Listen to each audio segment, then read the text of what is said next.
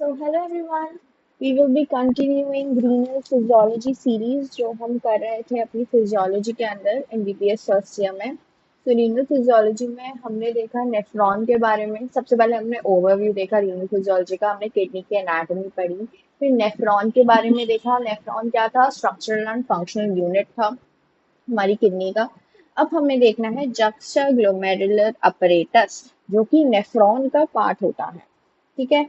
सो हमारे लिए juxtaglomerular apparatus क्यों जरूरी है, ये अभी हमें पढ़ के पता चल जाएगा। It is the most important part of the nephron. Okay, so let's study about it. तो जक्स्टाग्लोमेरुलर अपरेटस होता क्या है? वो एक स्पेशल ऑर्गन होता है जो कि नेफ्रॉन के जो ग्लोमेरुलस होता है उसके पास होता है। तो जक्स्टा ग्लोमेरुलर, तो ग्लोमेरुलस के पास, ओके, उसके पास जो अपरेटस प्रेजेंट होता है that is juxta glomerular apparatus. इसको हम JGA भी बोल देते हैं। ओके, अब इसके ये तीन डिफरेंट स्ट्रक्चर से मिलके बना होता है। तो first is macula densa. Macula densa क्या होता है? Macula densa thick ascending segment जो होता है, थिक असेंडिंग सेगमेंट जो होता है उसके एंड पोर्शन से बना होता है। एंड पोर्शन यानी कि DCT में खुलने से पहले, डिस्टल कॉन्वोल्यूटेड ट्यूब्यूल में खुलने से पहले ठीक है, असेंडिंग सेगमेंट जहाँ खत्म होता है, ठीक है, उससे जो है मैक्युला डेंसा बना होता है। और ये कहाँ लोकेटेड होता है? एफेरेंट और इफेरेंट आर्टेरियोल्स के बीच में, सेम नेफ्रॉन के एफेरेंट और इफेरेंट आर्टेरियोल्स के बीच में। आप देख सकते हो ये एफेरेंट आर्टेरियोल है, इफेरेंट आर्टेरियोल है, इसके बीच में यहाँ पे ये मैक्युला डेंसा है। ओके, नाउ ये जो है एफेरेंट आर्टेरियोल के ज्यादा क्लोज होता है। एफेरेंट इफेरेंट के बीच में होता है बट एफेरेंट के ज्यादा क्लोज होता है। एंड ये क्लोजली पैक्ड एपिथेलियल सेल से बना होता है। और इसका फंक्शन क्या होता है? Tubulo glomerular feedback mechanism. Okay, ये ट्यूब्यूलो ग्लोमेरुलर फीडबैक मैकेनिज्म के लिए रिस्पॉन्सिबल होता है। ये ट्यूब्यूलो ग्लोमेरुलर फीडबैक मैकेनिज्म क्या होता है, ये हम फोर्थ कमिंग चैप्टर्स में देखेंगे। और साथ ही साथ मैक्युला डेंसा जो है थ्रोम्बोक्सिन A2 जो होता है उसे रिलीज करता है, which is responsible for clotting. Okay, फिर नेक्स्ट आता है हमारे पास एक्स्ट्रा ग्लोमेरुलर मेसेंजियल सेल्स। अब एक्स्ट्रा ग्लोमेरुलर मेसेंजियल सेल्स जो होती हैं वो एक ट्रायंगुलर रीजन में सिचुएटेड होती हैं। और वो ट्रायंगुलर रीजन बनाता कौन है? आपका एफेरेंट आर्टेरियोल, इफेरेंट आर्टेरियोल और मैक्युला डेंसा। ठीक है, इस तरह से। तो ये ट्रायंगुलर रीजन में जो है हमारा extra glomerular mesangial cells located होते हैं। यहाँ देख लो, एफेरेंट आर्टेरियोल, इफेरेंट आर्टेरियोल और हमारा मैक्युला डेंसा एक तरह से एक ट्रायंगुलर रीजन बना लेते हैं जिसके अंदर extra glomerular mesangial cells located होती है। अब इन सेल्स को हम a granular cells, lacis cells and polkissen cells भी बोलते हैं। और ये प्रोस्टाग्लैंडिन्स और साइटोकाइन सिक्रीट करते हैं। अब एक्स्ट्रा ग्लोमेरुलर मेसेंजियल सेल्स के साथ साथ ग्लोमेरुलर मेसेंजियल सेल्स भी प्रेजेंट होती हैं। ग्लोमेरुलर मेसेंजियल सेल्स क्या करती हैं? वो ग्लोमेरुलर कैपिलरी लूप्स जो होते हैं उनको सपोर्ट करती है। कैसे सपोर्ट करती है? वो उन कैपिलरीज को सराउंड कर लेती है और आसपास एक नेटवर्क फॉर्म कर लेती है। तो उसकी वजह से वो इस तरह से वो कैपिलरीज को सपोर्ट प्रोवाइड करती है।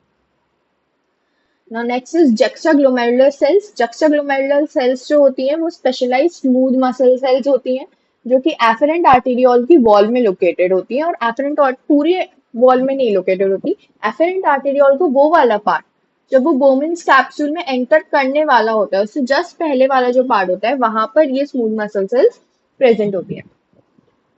स्मूथ मसल सेल्स जो होती है वो ट्यूनिका मीडिया और ट्यूनिका एडवेंटिशिया में प्रेजेंट होती है मोस्टली। और इनको ग्रैनुलर सेल्स भी बोला जाता है क्योंकि इनमें सीक्रेटरी ग्रैन्यूल्स प्रेजेंट होते हैं साइटोप्लाज्म के अंदर। Okay, so these are juxtaglomerular cells. Just ये बोमेन्स कैप्सूल में एंटर करने वाली है उससे पहले स्मूथ मसल सेल्स प्रेजेंट है ट्यूनिका मीडिया एंड एडवेंटिशिया के अंदर। तो हमने तीन पार्ट्स देख लिए कौन कौन से। एक तो मैक्युलर डेंसा। मैक्युलर डेंसा जो होता है वो हमारे एफेरेंट और इफेरेंट आर्टेरियोल के बीच में होता है बट एफेरेंट आर्टेरियोल के पास लोकेटेड होता है। एंड ये क्लोजली पैक्ड एपिथेलियल सेल्स होती हैं जो कि हमारा थ्रोम्बोक्सिन A2 जो होता है उसे सीक्रेट करती है। फिर उसके बाद आते हैं हमारे extra glomerular mesangial cells. Extra glomerular mesangial cells जो होते हैं वो ट्रायंगुलर रीजन जो एफेरेंट आर्टेरियोल, इफेरेंट आर्टेरियोल और मैक्युला डेंसा फॉर्म करते हैं उसके बीच में लोकेटेड होती हैं। And then comes your glomerular mesangial cells जो कि ग्लोमेरुलस के अंदर प्रेजेंट होती है और कैपिलरीज को जो होते हैं उसके आसपास सराउंड करके उनको सपोर्ट करते हैं। And then comes your juxtaglomerular cells जो कि आपके एफरेंट आर्टीरियोल की ट्यूनिका मीडिया एंड एडवेंटिशिया में लोकेटेड होती है just before it enters into the Bowman's capsule. ये थे parts of the juxtaglomerular apparatus. अब फंक्शंस क्या क्या होते हैं जक्स्टाग्लोमेरुलर अपरेटस के? तो सबसे पहला फंक्शन होता है सीक्रीशन ऑफ हॉर्मोन्स। तो कौन कौन से हार्मोन सीक्रेट करता है? प्रोस्टाग्लैंडिन सबसे पहले। प्रोस्टाग्लैंडिन जो होता है वो extra glomerular mesangial cell secrete करती है, ठीक है। और interstitial cells of the medulla, type 1 interstitial cells of the medulla भी सीक्रेट करते हैं। Second is renin. Now this is very important क्योंकि अब हम रेनिन पढ़ रहे हैं तो हम रेनिन एंजियोटेंसिन मैकेनिज्म भी देखेंगे, which is a 5 marker question as well as a 15 marker ऐसे क्वेश्चन। ओके, सो रेनिन अच्छे से समझने की कोशिश करना, मैंने फ्लो चार्ट बनाया है उसके लिए। रेनिन जो होता है वो जक्स्टाग्लोमेरुलर सेल सीक्रेट करती हैं। ये एक पेप्टाइड होता है जो 340 अमीनो एसिड से मिलके बना होता है। ओके, तो सबसे पहले याद रखना है रेनिन सीक्रेट कौन करता है, ये एमसीक्यू आ जाता है। तो जक्स्टाग्लोमेरुलर सेल्स जो होती हैं वो सीक्रेट करती हैं। ये पेप्टाइड होता है, 340 अमीनो एसिड से बना होता है। अब रेनिन की सिक्रीशन के स्टिमुलेंट्स क्या क्या होते हैं, यानी कि रेनिन की सिक्रीशन प्रमोट कौन कौन सी चीजें करती है? एक तो जब ब्लड प्रेशर, लो आर्टीरियल ब्लड प्रेशर होगा, बीपी कम होगा, तब रेनिन सीक्रेट होगा। एक्स्ट्रा सेलुलर फ्लूइड कम होगा तो रेनिन सीक्रेट होगा। सोडियम कम होगा मैकुलर डेंसा में तो भी जो है आपका रेनिन सीक्रेट होगा। और कोई भी सिंपैथेटिक स्टिमुलेशन होगी तो रेनिन सीक्रेट होगा। Okay, now renin angiotensin system होता क्या है? तो रेनिन एंजियोटेंसिन सिस्टम एक्चुअली ऐसे समझो, रेनिन एंजियोटेंसिन सिस्टम हमारी बॉडी का एक कोपिंग मैकेनिज्म है। जब हमारा ब्लड प्रेशर लो हो जाए या हमारा ब्लड वॉल्यूम लो हो जाए, जब हम हाइपोवॉल्यूमिक हो जाए, उस कंडीशन में एक कोपिंग मैकेनिज्म है हमारी बॉडी का रेनिन एंजियोटेंसिन सिस्टम, ताकि हम कंप्लीटली हाइपोवॉल्यूमिक शॉक में ना चले जाए। ओके, टू रिकवर करने के लिए this mechanism is inbuilt by our body. तो इसमें होता क्या है, हमारे प्लाज्मा के अंदर एंजियोटेंसिनोजेन जो होता है वो प्रेजेंट होता है। एंजियोटेंसिनोजेन जो होता है that is present in our plasma in an inactive form. Okay, अब जब स्टिमुलेंट्स आते हैं, यानी कि स्टिमुलेंट्स क्या थे रेनिन सिक्रीशन के लिए? रेनिन सिक्रीशन के स्टिमुलेंट से आपका आर्टीरियल ब्लड प्रेशर कम हो जाए, ईसीएफ कम हो जाए, सोडियम कम हो जाए, या कोई भी सिंपैथेटिक स्टिमुलेशन होती है, तो हम सीधे सीधे समझ सकते हैं जब हाइपोवॉल्यूमिक कंडीशन आती है, ठीक है, जब वॉल्यूम ऑफ द ब्लड कम हो जाता है, उस कंडीशन के अंदर जो है जक्स्टाग्लोमेरुलर अपरेटस जो होता है वो रेनिन सीक्रेट करता है। ये रेनिन एंजियोटेंसिनोजेन को एंजियोटेंसिन 1 में कन्वर्ट कर देता है। एंजियोटेंसिन 1 भी इनएक्टिव होता है। ओके, अब एंजियोटेंसिन 1 पे काम करता है ACE. ACE is angiotensin convertase enzyme. Okay, angiotensin convertase enzyme, which is secreted by our lungs. This is important कि ACE secrete कौन करता है? तो lungs ACE secrete करते हैं जो कि angiotensin 1 को angiotensin 2 में convert कर देते हैं।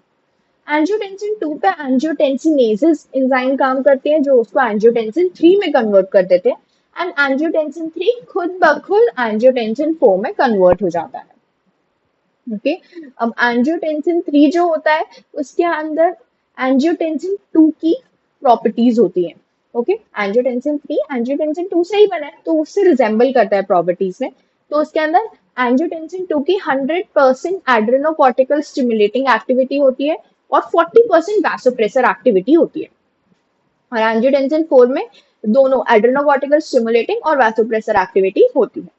ठीक है, तो आपको याद रखना है कि सबसे पहले एंजियोटेंसिनोजेन होता है जिसपे रेनिन एक्ट करता है जो कि जक्स्टाग्लोमेरुलर अपरेटस सीक्रेट कर रहा है, जिससे एंजियोटेंसिन 1 बनता है विच इज आल्सो इनएक्टिव, जिसपे AC angiotensin convertase enzyme act करता है जो कि लंग्स सीक्रेट करते हैं, जो एंजियोटेंसिन 2 में कन्वर्ट हो जाता है। एंजियोटेंसिन 2 पे एंजियोटेंसिनेजेस काम करते हैं जो एंजियोटेंसिन 3 में कन्वर्ट हो जाता है। एंजियोटेंसिन 3 फिर एंजियोटेंसिन 4 में अपने आप कन्वर्ट हो जाता है।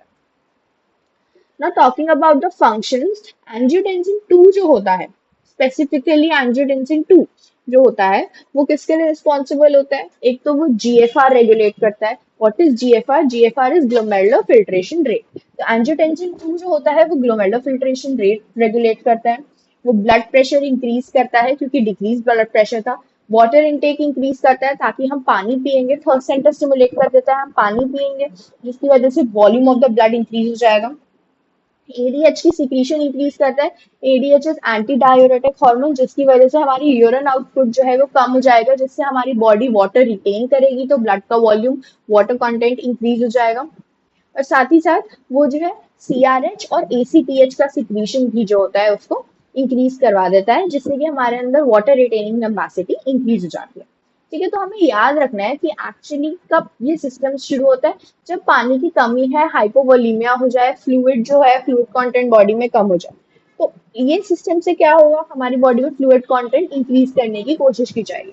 फ्लूइड कंटेंट इंक्रीज कैसे होगा, जब हम जो है पानी ज्यादा पियेंगे, एडीएच का सिक्रीशन बढ़ जाएगा, ब्लड प्रेशर बढ़ जाएगा, जीएफआर रेगुलेट हो जाएगा, तो वो सारे काम ये करेगा। ओके, ये थे एंजियोटेंसिन 2 के फंक्शंस। अब एंजियोटेंसिन 2, 3 और 4 के कुछ कॉमन फंक्शंस क्या है?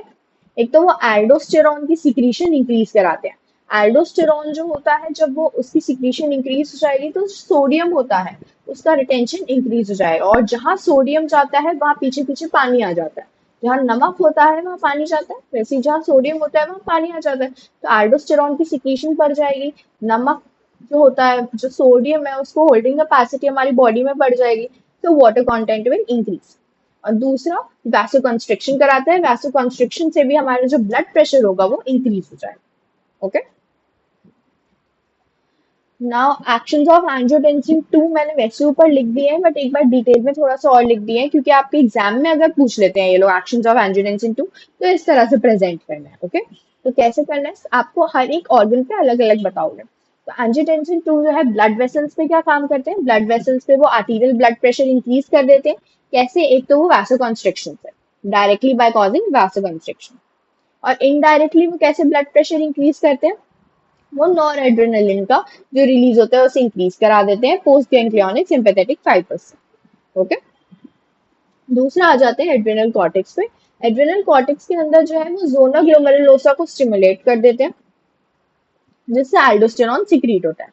और एल्डोस्टेरॉन जो होता है सोडियम का रिटेंशन बढ़ा देता है, जिससे वाटर रिटेंशन बढ़ जाता है, जिससे बीपी एलिवेट हो जाता है। तीसरा, वो किडनी पे काम करता है। किडनी पे काम करके वो जीएफआर रेगुलेट करता है। जीएफआर दो तरीके से रेगुलेट करता है। एक तो वो इफेरेंट आर्टेरियोल को कॉन्स्ट्रिक्ट कर देता है, जिससे फिल्ट्रेशन कम हो जाती है। ओके, दूसरा, वो ग्लोमेरुलर मेजांजियल सेल्स को जो होता है उससे भी कॉन्ट्रैक्ट कर देता है, जिससे ग्लोमेरुलर कैपिलरीज और फिल्ट्रेशन का सरफेस एरिया कम हो जाता है, जिससे भी जो फिल्ट्रेशन होती है वो कम हो जाती है। अब आपकी फिल्ट्रेशन कम हो जाएगी तो यूरिन कम बनेगा, तो वाटर आपकी बॉडी में रिटेन रहेगा, तो वाटर होल्डिंग कैपेसिटी बढ़ जाएगी, तो आपकी फ्लूइड जो होता है बॉडी में, फ्लूइड कंटेंट वो इंक्रीज हो जाएगा, and your blood pressure will increase. Okay, दूसरा, किडनी के अंदर जो है ये सोडियम रीअब्जॉर्प्शन रीनल टिब्यूल्स में से इंक्रीज कर देते हैं, और ये मोस्टली प्रॉक्सिमल टिब्यूल्स में काम करता है ऑफ द सोडियम रीअब्जॉर्प्शन। फिर बात आती है ब्रेन में, तो ब्रेन में ये बैरो रिसेप्टर रिफ्लेक्स इनहिबिट कर देता है, जिससे बीपी बढ़ जाता है। Baroreceptor reflex is responsible for maintaining your blood pressure. Okay, तो बैरो रिसेप्टर रिफ्लेक्स जो है वो इनहिबिट कर देता है, जिससे इंक्रीज हो जाता है ब्लड प्रेशर। दूसरा, ये वाटर इनटेक को इंक्रीज कर देता है, थर्ड सेंटर स्टिमुलेट करता है। तो अगर आपको एग्जाम में पूछते हैं what are the functions of angiotensin 2, you have to write it in this way. Okay, आपको फुल मार्क्स मिलेंगे 5 out of 5। What you have to write is first on blood vessels, blood vessels पे direct indirect दोनों action. फिर उसके बाद adrenal cortex, adrenal cortex पे zona glomerulosa के अंदर एल्डोस्टेरॉन सिक्रीशन को बढ़ाता है, एंड एल्डोस्टेरॉन का फंक्शन क्या होता है लिखोगे। फिर किडनीज पे एक तो जीएफआर लिखोगे, दूसरा सोडियम रीअब्जॉर्प्शन लिखोगे, एंड फिर ब्रेन पे बेरो रिसेप्टर रिफ्लेक्स इनहिबिशन, और फिर उसके बाद थर्ड सेंटर स्टिमुलेशन। ओके, फिर आते हैं आपके second function of the juxtaglomerular apparatus. अभी हम थोड़ा टॉपिक से ऐसे हो गए थे, तो हमारे हम चल रहे थे फंक्शंस ऑफ जक्स्टाग्लोमेरुलर अपरेटस। पहला था सिक्रीशन ऑफ हार्मोन्स, जिसमें प्रोस्टाग्लैंडिन और रेनिन था। रेनिन में we saw the from where it is secreted, what is its composition, what are the stimulants for its secretion, then the complete renin angiotensin mechanism. Second function of your juxtaglomerular apparatus is the secretion of other substances, जैसे कि extraglomerular mesangial cells जो होती है वो cytokines जैसे कि interleukin 2 और TNF, tumour necrosis factor, इनको सिक्रीट करती है, और मैकुला डेंसा जो है वो थ्रोम्बोक्सिन A2 को सिक्रीट करता है। और तीसरा आता है आपका regulation of glomerular blood flow and GFR. तो आपका मैक्युलर डेंसा और जक्स्टाग्लोमेरुलर apparatus ट्यूबुलोग्लोमेरुलर फीडबैक मैकेनिज्म में रिस्पॉन्सिबल होता है, हमने देखा था। और साथ ही साथ हमने देखा जीएफआर भी रेगुलेट कर रहा होता है आपका जक्स्टाग्लोमेरुलर apparatus। अभी हमने ऊपर उसमें ही देख लिया, renin angiotensin mechanism. Okay, so that's it for this chapter. It is very important. juxtaglomerular apparatus ऐसे क्वेश्चन आ जाता है पूरा का पूरा खुद ही। तो अगर वो ऐसे क्वेश्चन आता है, so you have to first write कि वो कहाँ लोकेटेड होता है, ठीक है। फिर वो किन तीन डिफरेंट स्ट्रक्चर से मिलके बना होता है उनके बारे में you will write the points and you will draw this diagram. Okay, and then you will write the functions. Functions में आप अगर 15 मार्कर है तो फर्स्ट इक्वेशन ऑफ हार्मोन्स डाल के रेनिन डाल के पूरा रेनिन एंजियोटेंसिन सिस्टम समझाओगे अच्छे से। ये फ्लो चार्ट बनाओगे। Then you can also write in points. आप जो फ्लो चार्ट में लिखा है उसको पॉइंट्स में भी लिख सकते हो if you have time, otherwise not an issue, ठीक है। एंड देन उसके बाद जो है you will write the other two functions, and that's it. Okay, you will get good marks if this comes as an essay question.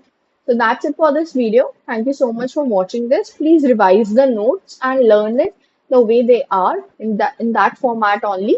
जिस sequence में चल रहा है उसी sequence में learn the subtopics. So it will become easy for you to retain in the exam. Okay, it will be easy for you to replicate in the exam. क्योंकि अगर आपको subtopics पता होते हैं तो आप अंदर का content लिख पाते हो. Okay. That's it for this video. Thank you so much. Keep watching. Bye bye.